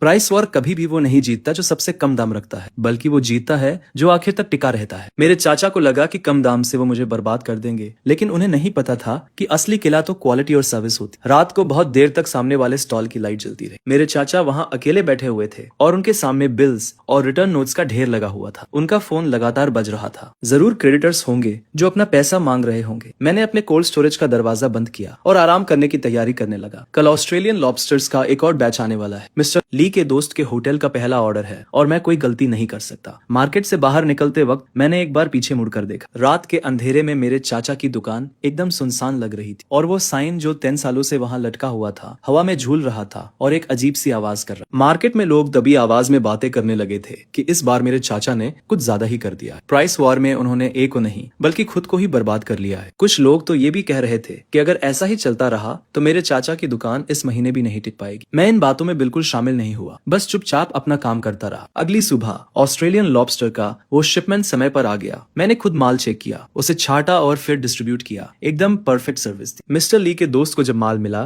तो उसने तुरंत अपना ऑर्डर 50% और बढ़ा दिया। वो प्राइस वॉर तो पहले ही हार चुका था। वॉर खत्म होने के 3 दिन बाद मार्केट में एक बड़ी खबर आई। शहर का सबसे बड़ा बायर जिन दिन होटल का मिस्टर जान अपने बेटे की शादी का बैंक्वेट रखने वाला था, उसने 300 टेबल्स बुक की थी और सी फूड की डिमांड बहुत ज्यादा थी। जो कोई भी ये ऑर्डर हासिल कर लेता उसका मार्केट में टिकना लगभग तय था। मिस्टर जान का होटल 20 सालों से चल रहा है और हमेशा से हाई लेवल बैंक्वेट्स के लिए फर्स्ट चॉइस रहा है। इतने सालों से वो सी फूड मेरे चाचा से ही खरीदते थे। उनके बीच बहुत अच्छी रिलेशनशिप थी। शादी सैटरडे को थी और उन्होंने 3 दिन पहले से ही माल की तैयारी शुरू कर दी थी। मेरे चाचा ने इस बिजनेस के लिए अपनी लगभग सारी कैपिटल लगा दी थी। कई डॉग से माल मंगवाया था ताकि इस मौके का फायदा उठा सके और रिकवर कर सके। फ्राइडे की शाम को अचानक मार्केट में खबर फैल गई कि जिन दिन होटल में कुछ गड़बड़ हो गई। शाओलिन भागता हुआ आया और बोला, तुम्हारे चाचा ने जो सी फूड सप्लाई किया है उसमें बहुत बड़ी प्रॉब्लम हो गई। आधे किंग क्रैब मर गए हैं और ऑस्ट्रेलियन लॉबस्टर भी फ्रेश नहीं है। मिस्टर जान होटल में बहुत गुस्सा हो रहे हैं। वो तुम्हारे चाचा से तुरंत माल रिप्लेस करने के लिए कह रहे हैं, वरना वो डील कैंसिल कर देंगे। मैं अपने कोल्ड स्टोरेज के सामने खड़ा था और दूर से देख रहा था कि मेरे चाचा की दुकान में सब कुछ अस्त व्यस्त हो गया है। वो माल ढूंढने के लिए फोन कर रहे थे, लेकिन फ्राइडे की शाम थी। बैंक्वेट कल दोपहर को शुरू होने वाला था। कहीं से भी माल लाना पॉसिबल नहीं था। लोकल डॉग्स की बात करें तो मैंने पहले ही अग्रेसिव शॉपिंग करके सबको ऑफेंड कर दिया था। अब कोई मुझे बेचना नहीं चाहता। शाम के 6 बजे ओनर जान खुद मार्केट आते हैं। वो लगभग 50 साल के हैं और आमतौर पर बहुत ही एमिएबल है, लेकिन इस बार उनका चेहरा गुस्से से लाल था। वो मेरे अंकल के स्टॉल के सामने खड़े होकर तेज आवाज में कहते हैं कि उन्होंने इतने सालों के कोऑपरेशन के बाद उन पर ट्रस्ट किया था, लेकिन उन्होंने इस बार कैसी मर्चेंडाइज दी है। 300 वेडिंग बैंक्वेट है और गेस्ट बहुत इंपॉर्टेंट लोग हैं। वो कहते हैं कि मैं क्या एक्सप्लेनेशन दूंगा। ये सुनकर मेरे अंकल पसीने से लथपथ हो जाते हैं और लगातार अपोलोजाइज करते हुए कहते हैं कि वो किसी तरह मर्चेंडाइज को रिप्लेस कर देंगे। ओनर जान कहते हैं कि अगर रात 10 बजे से पहले उन्होंने अच्छी क्वालिटी के प्रोडक्ट्स नहीं दिए तो उनके बीच कोई और बिजनेस नहीं होगा। ओनर जान मुड़कर जाने लगते हैं और तभी वो मुझे मेरे रेफ्रिजरेटेड रूम के सामने खड़ा हुआ देखते हैं। वो हैरान हो जाते हैं, मेरे पास आते हैं और पूछते हैं कि क्या मैं यहाँ हूँ। मैं हाँ में सिर हिलाता हूँ और ओनर जान सीधे पूछते हैं, क्या तुम्हारे पास अभी मर्चेंडाइज है? मुझे 50 किंग क्रैब, 80 ऑस्ट्रेलियन लॉबस्टर और 100 किलोग्राम कोरल ग्रुपर चाहिए। सब कुछ जिंदा और परफेक्ट कंडीशन में होना चाहिए। क्या तुम इसे रात 10 बजे से पहले रेस्टोरेंट में डिलीवर कर सकते हो? मैं जल्दी से कैलकुलेट करता हूँ। मेरे वेयरहाउस में इन्वेंटरी काफी नहीं है, लेकिन साउथ डॉक पर बूढ़े चेन को आज ही एक बैच मिला है। मुझे क्वालिटी अच्छी तरह से पता है। साउथ डॉक से शहर और फिर जिंदन रेस्टोरेंट तक मर्चेंडाइज ले जाना समय के हिसाब से बहुत टाइट है, लेकिन इम्पॉसिबल नहीं है। मैं कहता हूँ कि मैं कर सकता हूँ, लेकिन मुझे पहले क्वालिटी इंस्पेक्ट करनी होगी ताकि कोई प्रॉब्लम ना हो। ओनर जान कुछ सेकंड के लिए चुपचाप मुझे देखते हैं और फाइनली हाँ में सिर हिलाते हैं। वो कहते हैं कि ये उनके बेटे की शादी है और वो कोई मिस्टेक नहीं देखना चाहते। मैं तुरंत बूढ़े चेन को कॉल करता हूँ और उनसे कहता हूँ कि वो आज पोर्ट पर आए, बैच को रिजर्व कर ले, और फिर शियाओलिन को कॉल करता हूँ। हम रेफ्रिजरेटेड ट्रक लोड करते हैं और सीधे साउथ डॉक के लिए निकल जाते हैं। वहां पहुंचते ही शाम के 7:30 बज चुके थे। बूढ़े चेन ने सब कुछ रेडी कर रखा था। मैं एक एक करके सब कुछ चेक करता हूँ, ये एंश्योर करते हुए कि सब कुछ वाइटलिटी से भरा हुआ है। वेरीफाई करने के बाद हम तुरंत लोड करते हैं और वापस लौट जाते हैं। हम रात 9 बजे मार्केट पहुंचते हैं। शियाओलिन और मैं पूरी रात बिना किसी डिटेल को नेग्लेक्ट किए सब कुछ सॉर्ट करते हैं। रात 9:40 पर मर्चेंडाइज लोड हो जाती है और हम जिंदन रेस्टोरेंट के लिए रवाना हो जाते हैं। मैं रेस्टोरेंट पहुंचता हूं तो ठीक 9:55 बजे थे। ओनर जान पहले से ही किचन में मेरा इंतजार कर रहा था। उसने खुद सब कुछ चेक किया। किंग क्रैब्स एकदम फ्रेश थे, उनके पिंचर्स मजबूत थे। ऑस्ट्रेलियन लॉबस्टर्स की एंटेना सही सलामत थी, जैसे उनमें एनर्जी भरी हो। कोरल ग्रुपर का कलर एकदम लाल था और उसकी आंखें भी क्लियर थी। इंस्पेक्शन के बाद ओनर जान आखिर में मुस्कुराता है। वो मेरे कंधे पर हाथ रखकर कहता है, यार ये खेप तो एकदम परफेक्ट है। तुमने तो मुझे बड़ी मुसीबत से निकाल ली। मैं कहता हूँ ये तो मेरा जॉब है। ओनर जान मुझे देखता है और कहता है, भाई तुमने इस बार मेरी बहुत हेल्प की है। मैं आगे चलकर तुम्हारे साथ लॉन्ग टर्म कोऑपरेशन के बारे में बात करना चाहता हूँ। मैं हाँ हामी भर देता हूँ। जब मैं मार्केट वापस जाता हूँ तो रात के 11 बज चुके थे। मेरे अंकल की स्टॉल पर अभी भी लाइट्स जल रही थी। शीशे के अंदर से वो अकेले बैठे हुए दिख रहे थे। उनके सामने वो सारे डेड किंग क्रैब्स और लॉबस्टर्स पड़े थे। उनका फोन टेबल पर रखा था। स्क्रीन एकदम डार्क थी। शायद ओनर जान अब उनके कॉल्स नहीं उठा रहा। शाओलिन कहता है, बॉस तुम्हारे अंकल तो गए काम से। जिंदी रेस्टोरेंट शहर का सबसे बड़ा क्लाइंट है। उसे खोने के बाद उनके पास वापस उठने का कोई चांस नहीं बचेगा। मैं कोई जवाब नहीं देता, बस कोल्ड स्टोरेज का डोर बंद कर देता हूँ। कल मुझे फिर रेस्टोरेंट जाकर हेल्प करनी है ताकि वेडिंग अच्छे से हो जाए। सैटरडे वेडिंग का दिन मैं बहुत सुबह ही जिंदी रेस्टोरेंट पहुंच जाता हूँ। किचन में हलचल मची हुई थी। मैं खुद सी फूड के हर प्लेट की प्रिपरेशन पर नजर रखता हूँ। किंग क्रैब एकदम परफेक्ट बना था। ऑस्ट्रेलियन लॉबस्टर का सशीमी बहुत डिलिशियस था और स्टीम्ड ग्रुपर भी एकदम टेंडर था। ओनर जान हॉल में गेस्ट का स्वागत कर रहा था और बार बार किचन की तरफ देखकर मुस्कुरा रहा था। दोपहर 12 बजे वेडिंग शुरू होती है। 300 टेबल्स पर बैठे गेस्ट सी फूड डिशेस की तारीफ करते नहीं थकते। कुछ बिजनेस ओनर्स तो वहीं ओनर जान से पूछने लगते हैं कि ये माल कहाँ से आया है, जिस पर वो मुस्कुराते हुए जवाब देता है, ये मार्केट के एक यंग लैड सप्लाई करता है। आजकल ये मिलना थोड़ा मुश्किल है। दोपहर के 3 बजे ओनर जान मुझे अपने ऑफिस में बुलाता है और वेटर को हम दोनों के लिए टी लाने को कहता है। वो बैठता है, सिगरेट जलाता है और कहता है, यार इस बार सब तुम्हारी वजह से हुआ। अगर ऐसा नहीं होता तो मेरी सारी रेप्यूटेशन मिट्टी में मिल जाती। ओनर जांग ने हाथ हिलाकर कहा कि मेरे अंकल के साथ इतने सालों तक काम करना शुरू में तो ठीक था, पर पिछले 2 सालों में हालत और भी खराब हो गई है। उसे सिर्फ प्रॉफिट की पड़ी रहती है। वो अरोगंत है और जब कोई प्रॉब्लम होती है तो अपनी गलती कभी नहीं मानता, हमेशा एक्सक्यूजेस देता रहता है। वेडिंग में जो हुआ उससे तो सब क्लियर हो गया। ओनर जांग ने आगे कहा, मैंने एक डिसीजन लिया है। अब से रेस्टोरेंट के लिए सारे सी फूड्स तुमसे ही आएंगे। मेरे 2 लोकेशंस है और हर हफ्ते कम से कम 2 लाख का वॉल्यूम रहता है। क्या तुम सप्लाई गारंटी कर सकते हो? मैंने कहा, मैं गारंटी दे सकता हूँ। साउथ डॉक पर सोर्स स्टेबल है और क्वालिटी भी एश्योर्ड है। इसके अलावा मेरे पास प्रोफेशनल कोल्ड चेन डिस्ट्रीब्यूशन भी है। ये रहा कोलैबोरेशन का कॉन्ट्रैक्ट। ये अगले महीने से लागू हो जाएगा। इस ऑर्डर के क्लोज होते ही मेरे कोल्ड स्टोरेज का डेली कैश फ्लो 3 लाख से ऊपर स्टेबलाइज हो पाएगा। मैं अपने अंकल के हाईएस्ट लेवल को पूरी तरह से सरपास कर दूंगा। मैं किस तरह का मार्केट ओपन कर रहा हूँ। रास्ते में मुझे उन ओनर्स के कई कॉल्स आए जो वेडिंग बैंक्वेट में आए थे। वो मुझसे पूछ रहे थे कि क्या मैं उन्हें भी सप्लाई कर सकता हूँ। मैंने एक एक करके उनके कॉन्टैक्ट्स नोट किए और उनसे मिलने का टाइम फिक्स किया। अब मार्केट में ये रूमर है कि मुझे जिंदिन होटल का ऑर्डर मिल गया है और अब मेरा बिजनेस आसमान छूने वाला है। रात के 8 बजे मैं अपने वेयरहाउस के सामने खड़ा था और दूसरी तरफ अपने अंकल की स्टॉल को देख रहा था। लाइट तो जल रही थी पर अंदर सब खाली था। बस वो अकेले बैठे हुए थे। उनके सामने बिल्स का ढेर लगा हुआ था और वो कैलकुलेटर यूज करते जा रहे थे। तभी शाओलिन मेरे पास आया और धीरे से बोला, बॉस मैंने सुना है कि आज तुम्हारे अंकल मिस्टर जान से रहम मांगने गए पर उन्होंने उसे अंदर तक नहीं आने दी। लोग ये भी कह रहे हैं कि तुम्हारे अंकल ने बैंक्वेट के लिए जो सारा सामान तैयार किया था वो सब उनके हाथ में ही रह गया। कम से कम 3 लाख का नुकसान हुआ है। मैंने कुछ नहीं कहा, बस एक सिगरेट जला ली। इस बार मेरे अंकल सच में खत्म हो गए। उन्होंने सबसे बड़ा क्लाइंट हिंदिन्स होटल को खो दिया है। उनका पेमेंट चेन पूरी तरह से टूट गया। ऊपर से प्राइस वॉर में हुए नुकसान और लोन्स पर लगने वाले इंटरेस्ट अलग। अब वो और नहीं झेल पाएंगे। मार्केट में लोग अब ये भी कह रहे हैं कि उनकी स्टॉल महीने के आखिर तक नहीं चल पाएगी। वो लोग ये भी कहते हैं कि उनके पुराने फ्रीजर अब पूरी तरह से बेकार हो चुके हैं और वो ठीक नहीं हो सकते। अगले दिन मैं उन ओनर्स से मिलने गया जिनसे मैं बैंक्वेट में मिला था। वो शहर के मशहूर रेस्टोरेंट्स के ओनर्स हैं और उन्हें सी फूड में एकदम हाई क्वालिटी चाहिए। मैं उन्हें वेयरहाउस में ले गया ताकि वो माल देख सके। मैंने उन्हें साउथ डॉक से आने वाले माल और डिस्ट्रीब्यूशन सर्विस के बारे में पूरी जानकारी दी, जिसे देखकर वो सब लोग बहुत खुश हो गए। उन्होंने तुरंत मेरे साथ कोलैबोरेशन कॉन्ट्रैक्ट साइन किया और हिंदिन्स होटल का ऑर्डर भी दे दिया। अब मेरे पास 5 बड़े रेस्टोरेंट्स हैं जिनके साथ मेरा लॉन्ग टर्म कोऑपरेशन है और हर हफ्ते 4 लाख से ज्यादा का वॉल्यूम है। ये देखकर शाओलिन बहुत खुश होकर मुझसे कहता है, बॉस अब तो हम सच में आगे बढ़ रहे हैं। मैंने अपने हाथों में कॉन्ट्रैक्ट देखा और मुझे सुकून मिला। सिर्फ 2 महीनों में 1,20,000 से इतना ज्यादा। मैंने ना सिर्फ खुद को मजबूत किया है बल्कि मार्केट में सबसे अच्छे क्वालिटी वाले क्लाइंट्स भी हासिल कर लिए हैं। उसी शाम मैं साउथ डॉक पर लाओचन और बाकी लोगों से बात करने गया। उनसे मैंने सप्लाई बढ़ाने के बारे में बात, जिस पर लाओचन ने कहा कि कोई प्रॉब्लम नहीं है, उनके पास 2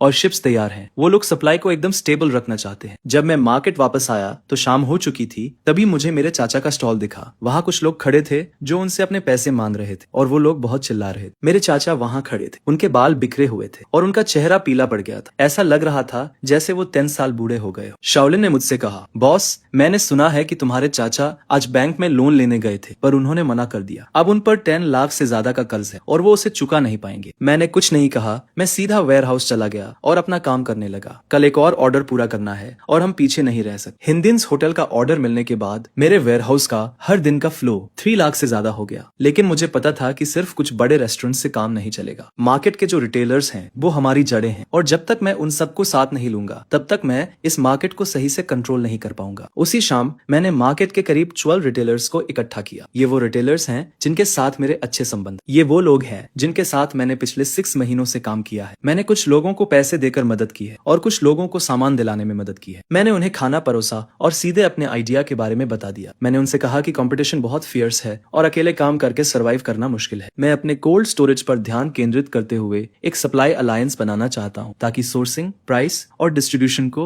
यूनिफाई किया जा सके। सब मिलकर एक दूसरे को बेनिफिट पहुंचा सके और प्रॉफिट शेयर कर सके। कई लोगों ने एक दूसरे को देखा, जिस पर किसी ने पूछा कि ये ऑपरेट कैसे करेगा। मैंने कहा कि ये सिंपल है। सबसे पहले सप्लाई को सेंट्रली यहीं से मैनेज किया जाएगा, जिससे बेस्ट क्वालिटी और प्राइस गारंटी होगी। दूसरा, डिस्ट्रीब्यूशन को मेरे कोल्ड चेन व्हीकल से यूनिफाई किया जाएगा, जिससे लॉस कम होगा। तीसरा, प्रॉफिट को प्रोपोर्शनली डिवाइड किया जाएगा, जिसमें 30% मेरा होगा और 70% तुम्हारा। तभी मिस्टर वान नाम के एक रिटेलर ने कहा, तुम्हारी आइडिया तो अच्छी है, लेकिन हमें तुम्हारे साथ कोलैबोरेट क्यों करना चाहिए? मैंने जवाब दिया, मैं सप्लाई में अपनी एडवांटेज का फायदा उठाना चाहता हूँ। भाई हुआन, हम बहुत समय से कोलैबोरेट कर रहे हैं। तुम्हें पता होना चाहिए कि मैं कैसा इंसान हूँ। अगर मैं तुम्हें प्रेशर देना चाहता तो मैं अभी भी कर सकता था। मैंने ये अलायंस इसलिए बनाया है ताकि सब लोग पैसे कमा सके, न कि सिर्फ मैं। फिर एक और रिटेलर ने पूछा, तुम्हारे अंकल का क्या होगा? अभी तो उनका बिजनेस अच्छा नहीं चल रहा। मैंने कहा, उन्हें डरने की जरूरत नहीं है, वो खुद को बैरली ही सपोर्ट कर पा रहे हैं। वो तुम्हारा क्या करेंगे? बिजनेस में कैपेसिटी मैटर करती है, कनेक्शंस नहीं। कुछ रिटेलर्स ने कुछ देर तक सोचा और फिर अग्री कर गए। वो बोले,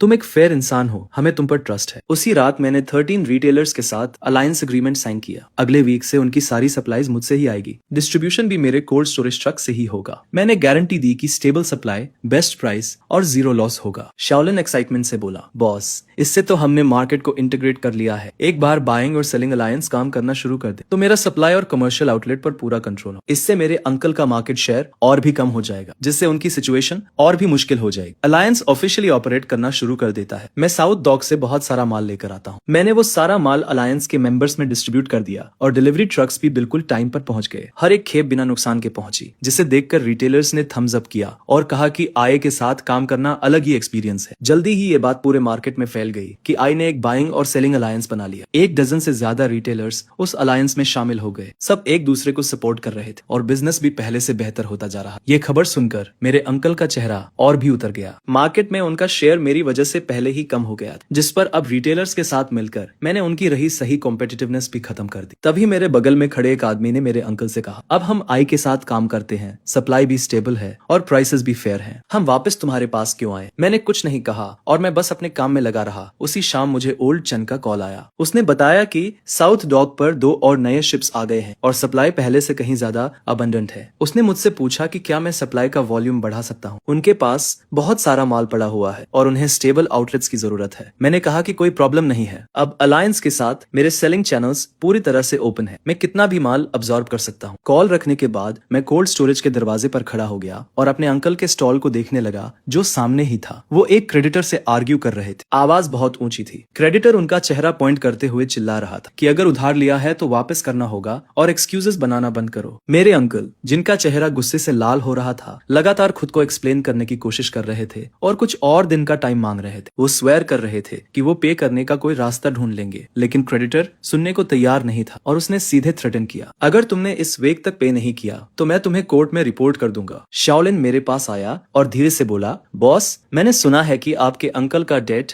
1.5 मिलियन युआन से भी ज्यादा हो गया है। अगर वो अपनी प्रॉपर्टी मॉर्गेज भी कर दे तो भी पे करने के लिए पर्याप्त नहीं हो। वो सच में एक डेड एंड पर है। मैं चेंबर के दरवाजे पर खड़ा होकर पूरे मार्केट को देख रहा था, जो पूरी तरह से जगमगा रहा था। लोग इधर उधर आ जा रहे थे और मंजर काफी बिजी था। वहीं मेरे सामने मेरे अंकल का स्टॉल अजीब तरह से खाली पड़ा था। शाओलिन ने मुझसे कहा, बॉस, अब तो मार्केट में सब यही कह रहे हैं कि आप ही इस जगह के असली बॉस हो। आपके अंकल का दौर अब खत्म हो गया। मैंने कोई जवाब नहीं दिया, बस कोल्ड स्टोरेज का दरवाजा बंद कर दिया। कल एक और खेप किंग क्रैब्स की आ रही है। अलायंस के मेंबर्स ने पहले ही 5 लाख युआन के ऑर्डर्स बुक कर दिए हैं। ये मार्केट अब मेरा है। बाइंग और सेलिंग अलायंस 2 हफ्तों से चल रही थी और सब कुछ स्मूथली चल रहा था। कोल्ड स्टोरेज में मेरा daily cash flow 4 lakh yuan से ऊपर स्टेबल था और मेरा मार्केट शेयर 60% तक पहुंच गया था। उस दोपहर मैं कोल्ड स्टोरेज में इन्वेंटरी कर रहा था। तभी अचानक ओल्ड चेन का फोन आया और उसकी आवाज अर्जेंट लग रही थी। उसने बताया कि मौसम विभाग ने टाइफून का अलर्ट जारी किया है। एक सुपर टाइफून 3 दिनों में जमीन से टकराएगा और समुद्र में मौजूद सभी जहाजों को शेल्टर के लिए पोर्ट पर वापस आना होगा। इसका मतलब था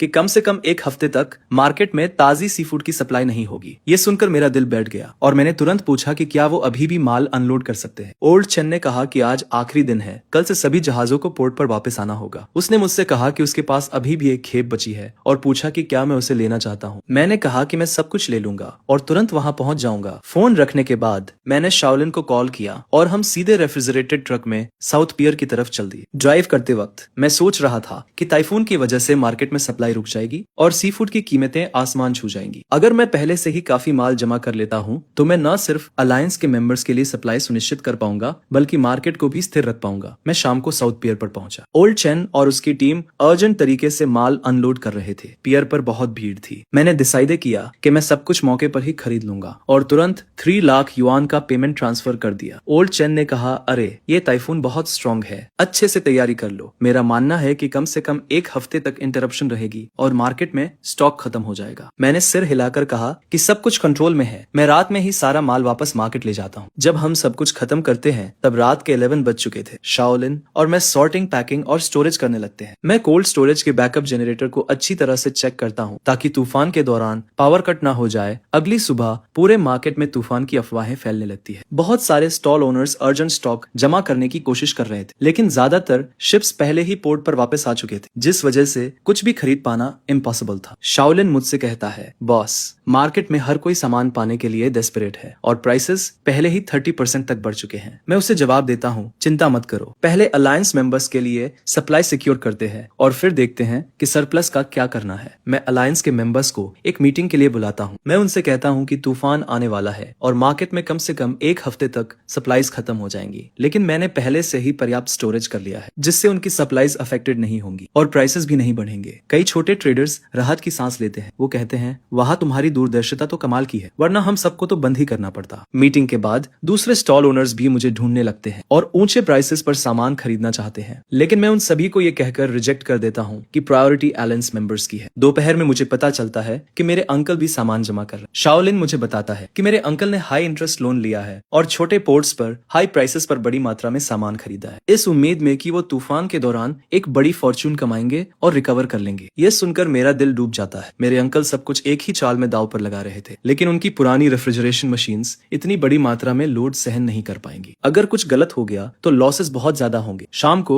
मैं स्पेशली मेरे अंकल के स्टॉल पर जाता हूँ। वो अपने वर्कर्स को सामान कोल्ड स्टोरेज में ले जाने के लिए डायरेक्शन दे रहे थे और उनके चेहरे पर एक अजीब सी स्माइल थी। उनकी रेफ्रिजरेशन मशीन्स पूरी कैपेसिटी से चल रही थी और एक बहरा कर देने वाला शोर निकल रहा था। मैं उन पुरानी मशीनों के सामने खड़ा था, एक अजीब सी आशंका के साथ। तभी शाओलिन मेरे पास आता है और धीरे से कहता है, बॉस, आपके अंकल ने जो माल जमा किया है वो कम से कम 5 लाख का तो होगा ही। क्या आपकी ये पुरानी मशीन्स इसे संभाल पाएंगी? मैं बिना कुछ कहे अपना सिर हिला देता हूँ। उस रात मैं फिर से अपने कोल्ड स्टोरेज के सारे इक्विपमेंट चेक करता हूँ। रेफ्रिजरेटर्स नॉर्मली काम कर रहे थे और टेम्परेचर 5 डिग्री सेल्सियस नीचे स्टेबल था। जनरेटर के सारे टेस्ट भी एक्टिवेट करने के लिए रेडी थे। मैंने कुछ छोटे जनरेटर्स भी तैयार रखे थे। इसके बाद रात के 12 बजे वेयरहाउस के दरवाजे के सामने खड़े होकर मैं आसमान की ओर देखता हूँ। काले बादल इकट्ठा होने लगते हैं और हवा तेज हो जाती है। वेदर फोरकास्ट में बताया गया था कि टाइफून अगले दिन सुबह तक लान से टकराएगा, जिसकी विंड स्पीड 14 ग्रेड तक होगी। मेरे अंकल का स्टॉल मेरे स्टॉल के सामने था, जहाँ अभी भी रोशनी थी। ग्लास से मैं उन्हें अकेला अपने माल के सामने बैठा हुआ देख सकता था। उनके चेहरे पर एक उम्मीद भरी स्माइल थी। उन्हें लग रहा था कि ये टाइफून उनके दोबारा उठने का मौका है, पर उन्हें क्या पता था कि यही उनकी बर्बादी का कारण बन सकता है। अगले दिन टाइफून और करीब आ गया। आसमान एकदम ग्रे था। हवा की स्पीड 8 ग्रेड तक पहुंच चुकी थी और मार्केट के कई स्टॉल्स जल्दी बंद होने लगे थे। तूफान से निपटने की तैयारी करते हुए मैंने शाओलिन को सारे इक्विपमेंट दोबारा चेक करने को कहा ताकि कोई प्रॉब्लम ना हो। अलायंस के मेंबर्स भी टाइफून के बाद काम करने के लिए तैयार थे। फिर शाम को 4 बजे मुझे ओल्ड चेन का फोन आता है। वो कहता है कि टाइफून उम्मीद से ज्यादा स्ट्रॉन्ग है और मुझे बहुत ध्यान रखने की जरूरत है। उनके सारे शिप्स वापस पोर्ट पर आ गए थे और डॉक खाली कर दिया गया था। मैं जवाब देता हूँ, आप चिंता मत करो, मैं पूरी तरह से तैयार हूँ। फोन रखने के बाद मैं कोल्ड स्टोरेज के सामने खड़ा हो जाता हूँ। आसमान को अंधेरा होते हुए देखता हूँ। हवा और तेज हो जाती है और बारिश की कुछ बूंदें गिरने लगती है। मेरे अंकल के स्टॉल में वो अभी भी काम कर रहे थे, लेकिन मैंने देखा कि उनके रेफ्रिजरेटर नंबर 3 की स्क्रीन फ्लिकर कर रही है और टेम्परेचर अनस्टेबल हो रहा है। मुझे एक झटका लगता है। मैं उस मशीन को बहुत अच्छे से जानता था। ये खराब होने का साइन था। टाइफून फाइनली लैंड से टकरा गया और बारिश के साथ तेज हवा शहर में तबाही मचाने लगती है। शहर में लगे सारे एडवर्टाइजिंग पोस्टर्स फट चुके थे, पेड़ बीच से टूट गए थे और मार्केट में अंधेरा छा गया था। सिर्फ कुछ दुकानों की इमरजेंसी लाइट्स ही जल रही थी। हम सब बस इधर उधर देख रहे थे।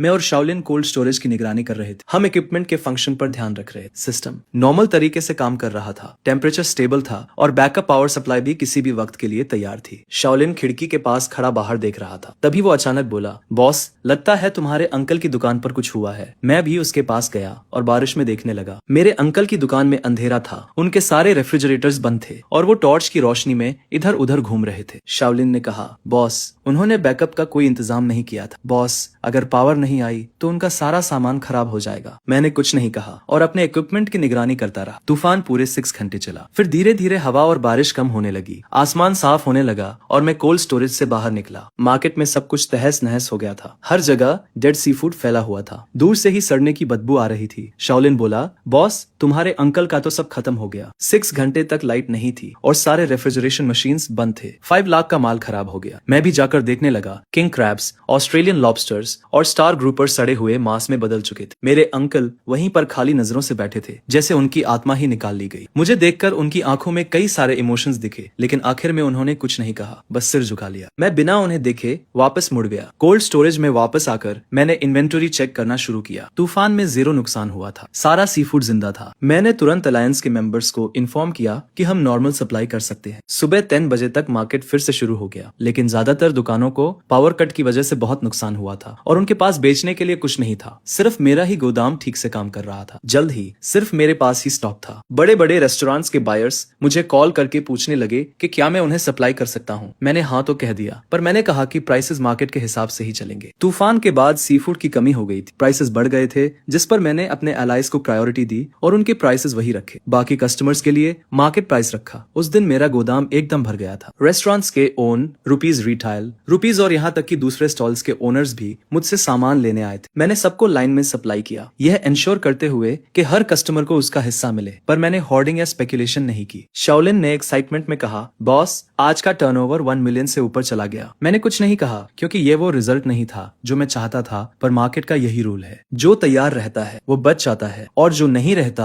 वो एलिमिनेट हो जाता। दोपहर के 3 बजे मेरे अंकल के स्टॉल पर कुछ क्रेडिटर्स आ गए। वहाँ मरे हुए सी फूड का ढेर देखकर वो गुस्से से लाल हो गए। उनमें से एक ने मेरे अंकल की तरफ उंगली उठाई और तेज आवाज में बोला, ओल्ड ले, तुम हमारा उधार कैसे चुकाओगे? इस कचरे की कीमत ही कितनी होगी? मेरे अंकल अपना सिर झुकाए खड़े थे और बार बार कह रहे थे कि उन्हें थोड़ा और टाइम दे दो, वो पे करने का कोई ना कोई तरीका ढूंढ लेंगे। क्रेडिटर्स ने उनकी बात नहीं सुनी और सीधे कह दिया कि अगर उन्होंने 3 दिनों में पे नहीं किया तो वो उन्हें कोर्ट में सू कर देंगे, वो उनका स्टॉल जब्त कर लेंगे। मेरे अंकल जैसे अपनी सारी ताकत हार चुके थे और दीवार के सहारे खड़े हो गए। उनसे एक शब्द भी नहीं निकला। शाओलिन ने मुझसे कहा, बॉस, आपके अंकल का 5 लाख का सारा सामान तो बर्बाद हो गया और ऊपर से उन पर 1 मिलियन से ज्यादा का डेट भी है। वो कभी रिकवर नहीं कर पाएंगे। मैं गोदाम के दरवाजे पर खड़ा होकर सामने का सीन देख रहा था, पर मुझे अंदर से कुछ महसूस नहीं हो रहा था। उस रात तूफान पूरी तरह से खत्म हो गया और आसमान साफ हो गया। मैं मार्केट के एंट्रेंस पर खड़ा होकर तारों भरे आसमान को देख रहा। इस तूफान ने मार्केट के स्ट्रक्चर को पूरी तरह से बदल दिया। मेरे अंकल के स्टॉल पर मेरे सामने लाइट अभी भी जल रही थी। वो वहाँ अकेले मरे हुए सी फूड के ढेर के सामने बैठे थे, बिना हिले डुले। उनकी वो रेफ्रिजरेशन मशीन्स पूरी तरह से बेकार हो गई थी। स्क्रीन्स ब्लैक हो गई थी और अब वो ठीक नहीं हो सकती थी। मार्केट में लोग कहने लगे थे कि मेरे अंकल पूरी तरह से बर्बाद हो गए। उन्होंने तूफान से पहले सब कुछ लगा दिया था। मैंने कुछ लोगों से कर्ज लिया था ताकि मैं अपना बिजनेस बढ़ा सकूं, जिस पर मेरा सब कुछ बर्बाद हो गया। अब मैं पहले से भी ज्यादा कर्ज में डूब चुका हूँ। अगले दिन मुझे ओल्ड जन का फोन आता है। वो बताता है कि तूफान के बाद अब शिप्स फिर से चलनी शुरू हो गई है और 3 दिन में नया माल पोर्ट पर आ जाएगा। वो मुझसे पूछता है कि मुझे कितना माल चाहिए। मैं उसे पहले से दुगना माल लाने के लिए कहता हूँ, क्योंकि मार्केट में माल की कमी है और डिमांड बहुत ज्यादा है। फोन रखने के बाद मैं कोल्ड स्टोरेज के एंट्रेंस पर खड़ा हो जाता हूँ। पूरे मार्केट को देखने पर मुझे पता चलता है कि तूफान के बाद बहुत से लोग अपना नुकसान साफ कर रहे हैं। कुछ लोगों ने तो अपनी दुकानें तक बंद कर दी है, लेकिन मेरे कोल्ड स्टोरेज का बिजनेस पहले से भी ज्यादा अच्छा चल रहा है। उस दिन दोपहर में मैं कोल्ड स्टोरेज में नए माल का इन्वेंटरी कर रहा था। तभी शाओलिन मेरे पास आता है और कहता है, बॉस, आपके अंकल गेट पर खड़े हैं और वो आपसे मिलना चाहते हैं। मैं ऊपर देखता हूँ और शीशे से मेरे अंकल बाहर खड़े हुए दिखाई देते हैं। उनके बाल बिखरे हुए हैं और उनका चेहरा उतरा हुआ है। वो बहुत परेशान दिख रहे हैं। मुझे देखकर उनके होंठ कांपने लगते हैं और बहुत देर बाद वो सिर्फ 2 शब्द बोल पाते हैं, माफ करना। मैं सिगरेट जलाता हूँ और बिना कुछ कहे उनके बोलने का इंतजार करता हूँ। मेरे अंकल कुछ देर तक चुप रहते हैं और फिर कहते हैं, मुझे तुमसे एक फावर चाहिए, क्या तुम मुझे कुछ पैसे उधार दे सकते हो? मैं उन्हें बिना जवाब दिए देखता रहता हूँ। मेरे अंकल फिर कहते हैं, तूफान की रात मेरा सारा माल बर्बाद हो गया और अब लेनदार हर रोज आ रहे हैं। वो कह रहे हैं कि वो मुझे कोर्ट में ले जाएंगे। मैं पूरी तरह से फंस चुका हूँ। क्या तुम अपने अंकल की मदद नहीं करोगे? हम फैमिली जो है। मैं सिगरेट से राख झटकता हूँ और कामली कहता हूँ, अंकल आपको कितने पैसे चुकाने हैं? मेरे अंकल नजरें झुकाकर कहते हैं, इंटरेस्ट मिलाकर 1.6 मिलियन। मैं कहता हूँ 1.6 मिलियन कोई छोटी रकम नहीं। मेरे अंकल अपनी आंखें थोड़ी लाल करके ऊपर देखते हैं और कहते हैं, मुझे पता है कि मैंने तुम्हारे साथ पहले बुरा किया था। 1,20,000 वाली बात मेरी गलती थी। अब तुम्हारा बिजनेस इतना बड़ा हो गया है कि 1.6 मिलियन तुम्हारे लिए कुछ भी नहीं। बस मुझे उधार दे दो और मैं तुम्हें गारंटी देता हूँ कि मैं तुम्हें वापस कर दूंगा। मैं उन्हें देखता हूँ और कहता हूँ,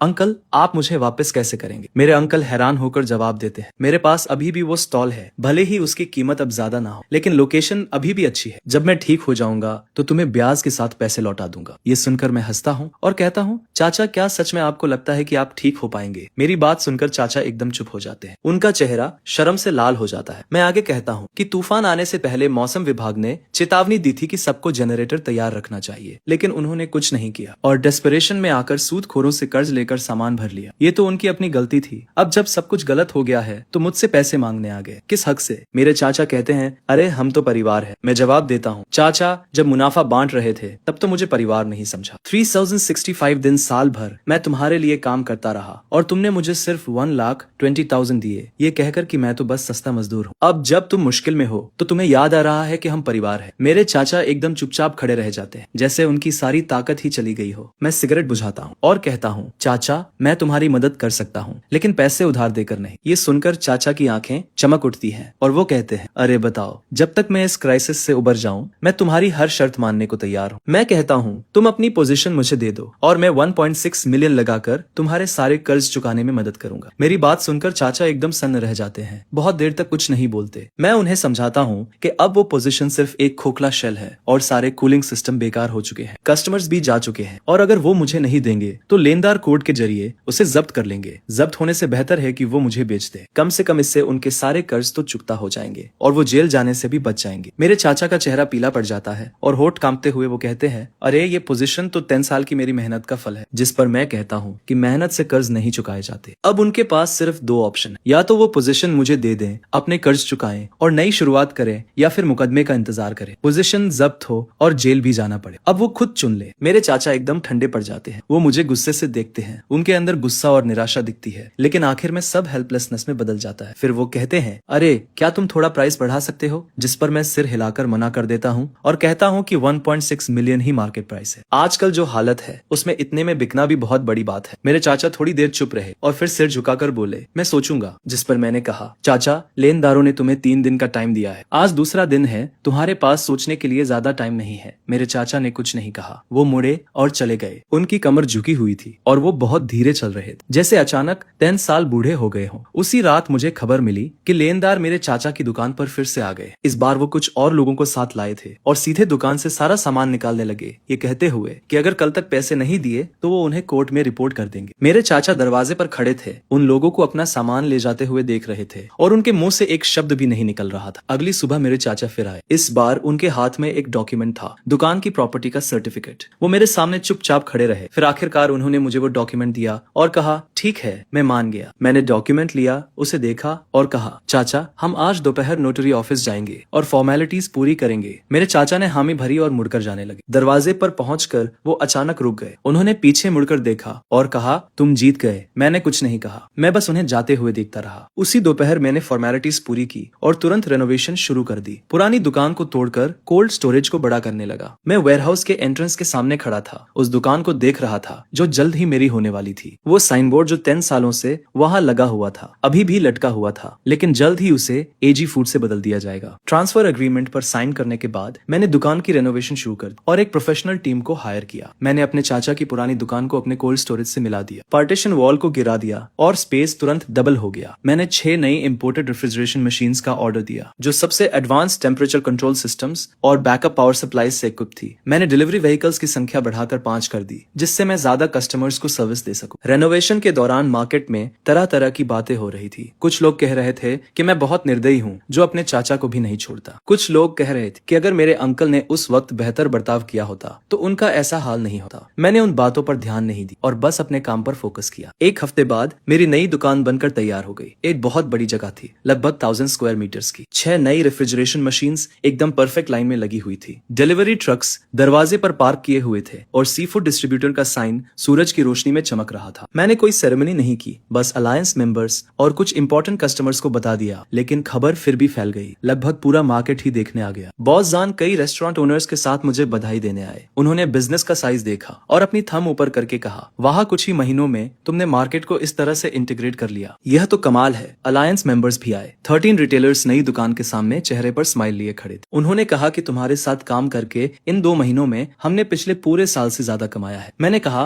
अगर हम सब मिलकर मेहनत करेंगे तो फ्यूचर और भी बेहतर होगा। ओपनिंग के दिन डेली कैश फ्लो 1.5 मिलियन को पार कर गया। सुबह से रात तक ऑर्डर्स आ रहे थे। 5 डिलीवरी व्हीकल्स लगातार आ जा रहे थे और सारे कस्टमर्स को टाइम पर सामान मिल रहा था। शाओलिन ने मुझे अकाउंट बुक दिखाई और एक्साइटमेंट से कहा, बॉस, इस पेस से तो इस महीने हम 3 मिलियन का नेट प्रॉफिट पार कर लेंगे। मैंने हामी भरी। 3 मिलियन तो मेरे अंकल और मेरा पूरे साल का नेट प्रॉफिट होता था। अब एक महीने में इतना कमाना एकदम पॉसिबल लग रहा था। मैं दुकान के सामने खड़ा होकर पूरे मार्केट को देखा था। वो जगह जहाँ पहले मेरे अंकल की दुकान थी, अब मेरी थी। उस रात मैंने अलायंस मेंबर्स और की एम्प्लॉइज को मीटिंग के लिए बुलाया। मैंने उनसे कहा, अगले महीने से मैं 20% रखूंगा और आप लोग 80% रखेंगे। रिटेलर्स हैरान रह गए और वान नाम के एक आदमी ने कहा, बॉस, ये कैसे पॉसिबल है? आप सामान और डिस्ट्रीब्यूशन प्रोवाइड करते हैं और रिस्क भी आप लेते हैं। 20% तो बहुत कम है। मैंने जवाब दिया, भाई वान, अब मेरा बिजनेस बढ़ गया है और वॉल्यूम भी बढ़ गया है, तो 20% कम नहीं है। आप लोग ज्यादा कमाएंगे तो आप लोगों को मेरे साथ काम करते रहने की मोटिवेशन भी मिले। कई रिटेलर्स की आंखें नम हो जाती है और वो कहते हैं, तुम्हारे साथ काम करना वर्थ इट है। मीटिंग खत्म होने के बाद मैं उस स्टॉल के सामने खड़ा रहता हूँ जो मार्केट की रोशनी से जगमगा रहा है और लोग इधर उधर आ जा रहे हैं। सब कुछ बहुत बिजी है। शाओलिन मुझे बताती है कि आज अंकल मार्केट आए थे। वो एंट्रेंस पर बहुत देर तक खड़े रहे, हमारे नए स्टॉल को देखते रहे और फिर बिना कुछ कहे चले गए। अंकल वो 1.6 मिलियन लेकर अपनी सारी डेट्स तो चुका देते हैं, लेकिन इस मार्केट में 10 सालों में बनाई उनकी फाउंडेशन पूरी तरह से खत्म हो चुकी। अब वो बस एक कॉमन आदमी है। अब वो पहले जैसे अरोगेंस से भरे स्टॉल ओनर नहीं रहे। देर रात में स्टॉल का डोर बंद कर देता हूँ, आराम करने के लिए रेडी होकर। जब मैं मार्केट के एंट्रेंस से गुजरता हूँ तो मुझे एक फेमिलियर फिगर वहाँ खड़ी दिखती है। वो अंकल थे। वो मार्केट के एंट्रेंस पर खड़े थे, अंदर की ब्राइट लाइट्स को देख रहे थे, साइन बोर्ड को देख रहे थे। वो साइन बोर्ड एक कॉम्प्लेक्स लुक के साथ। मैं उनके पास जाता हूँ। मैं उनके बगल में बिना कुछ कहे खड़ा हो जाता हूँ। काफी साइलेंस के बाद अंकल मेरी तरफ देखते हैं। फाइनली वो कहते हैं, आई, अच्छा काम करो। ये कहकर वो मुड़ जाते हैं और चले जाते हैं। अब उनमें वो पहले वाली स्टॉल ओनर वाली बात नहीं रही। 1,20,000 से अब तक 3 मंथ से भी कम टाइम में मैं टोटल काउंटर अटैक कर देता हूँ। मार्केट का सबसे बड़ा स्टॉल, सप्लाई का सबसे स्टेबल सोर्स, सबसे क्वालिटी वाले कस्टमर्स, सब कुछ मेरे हैंड्स में है। ये मार्केट अब मेरा है। ईयर एंड होने वाला है। ये ईयर जब मैंने ब्रेकअप के बाद 1,20,000 से स्टार्ट किया था, तब से पूरे मार्केट को कंट्रोल करने तक ऐसा लगता है जैसे पूरी लाइफ बीत गई। उस नाइट मैंने सारे एम्प्लॉइज और अलायंस मेंबर्स को इकट्ठा किया और नए स्टॉल पर 10 से ज्यादा टेबल्स लगे। सियोलिन, ओल्ड चेन, ओल्ड हान, ओल्ड जो और 13 रिटाइल रुपीज, वो सभी जिन्होंने फॉलो किया, वो पूरी टीम जो मेरे साथ फाइट करती है, सब यहाँ है। मैं उठता हूँ, अपना कप उठाता हूँ और कहता हूँ, इस ईयर सपोर्ट करने के लिए आप सभी का थैंक्स। आज ईयर एंड के प्रॉफिट्स को बांटने का डे है और मैं अपना प्रॉमिस पूरा करता हूँ। शाओलिन को सबसे पहले उसका शेयर मिलता है। मैं उसे 2 लाख का रेड एनवेलप देता हूँ। उसकी स्टार्टिंग सैलरी 12,000 पर मंथ थी और मैंने उसे ईयर एंड बोनस का प्रॉमिस किया था और वो अच्छा काम करती है। वो 2 लाख वो डिजर्व करती है। 13 रिटेलर्स को भी उनका शेयर मिलता है। अग्रीमेंट के अनुसार प्रॉफिट शेयरिंग 80 से 20 थी। उन्हें बिगेस्ट पार्ट मिलता है। हर किसी को सैकड़ों हजारों मिले, कुछ को तो मिलियन से भी ज्यादा। शाओलिन और बाकी रिटेलर्स इतने खुश थे कि उनसे बोला भी नहीं जा रहा। दूसरों के लिए काम करते हुए वो लोग पूरा साल जी तोड़ मेहनत करते थे और मुश्किल से